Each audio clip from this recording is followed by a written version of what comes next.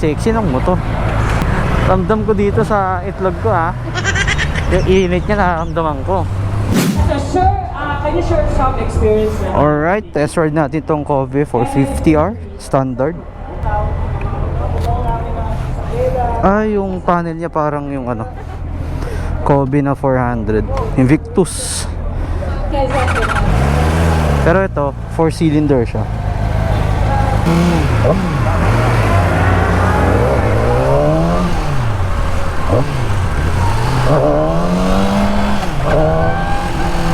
Lakas ng power niya. Nakakatakot yung torque.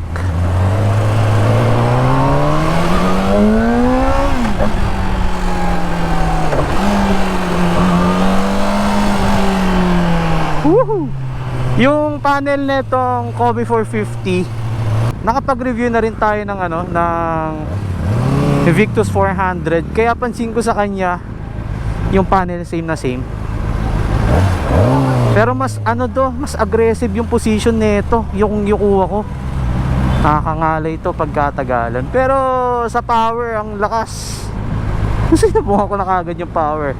So itong test ride unit na to is total odometer niya is 3,534 ABS, dual ABS.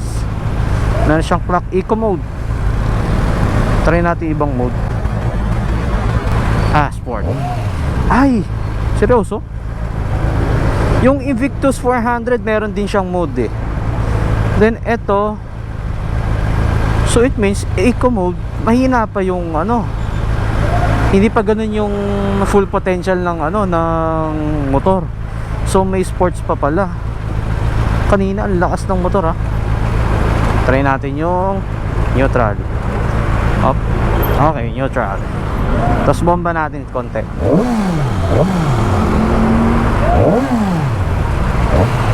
Sarap to kung naka-pipe, no? Screamer to. Ilang RPM kaya neto o first gear?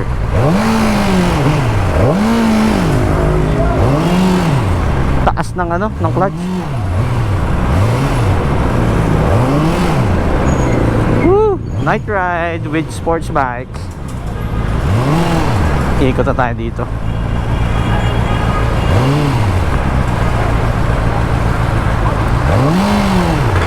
Sarap na ito pag naka-pipe.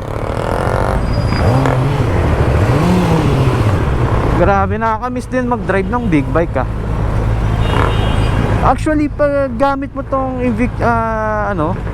Cove 450, maliit siya. Ay, nahirapan ako sa neutral niya. Ayun, ang liit niya lang. Para lang din siyang Invictus 400. Pero yung Invictus 400 kasi 2-cylinder yun, na 400cc. And ito 4-cylinder na 450cc. Ganda to kung nakapipe. So yung init niya ramdam ko dito sa betlog ko. Ramdam ko dito sa itlog ko yung init niya nararamdaman ko. Ilang degree kaya? Wala nakikita Hindi tayo makahataw at maraming sasakyan.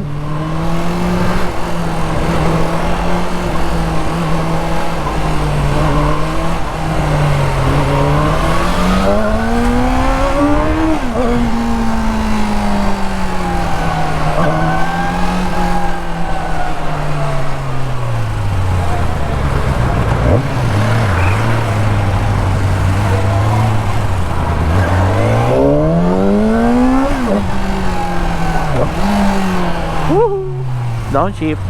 Grabe. Yung position nito iba. Yung ako yung sports mode. So naramdaman ko yung palo ng ng motor.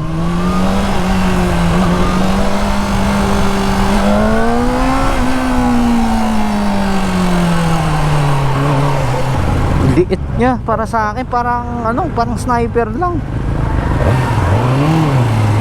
Maliit yung yung motor. Kailangan nito ng steering damper pag high speed na. Meron mas higher variant. Ito yung standard variant ng ng Cove 450.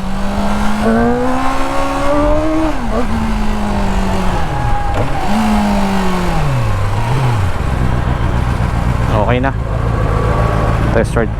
Sige, bomba natin.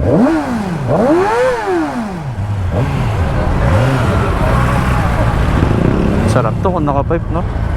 Itong Cobb 450. Alright, pabalik na natin. Standard version yung ginamit nating ano. Itong Cobb 450, standard version. So yung higher version niya, yung meron ng steering damper, meron ng quick shift. Available na yan sa ano, QJ Motors dito sa Motomorini or Bristol Motorcycles. Alright. So nandito tayo ngayon guys sa may ano, Motomorini showroom. Meron silang pa-test ride dito. Isang Fortress 160, isang Cobb 450. Dahil mayroong mini tam bike dito. Medyo maraming nga rin pumunta dito ngayong araw na to. Alright, ingat kuya.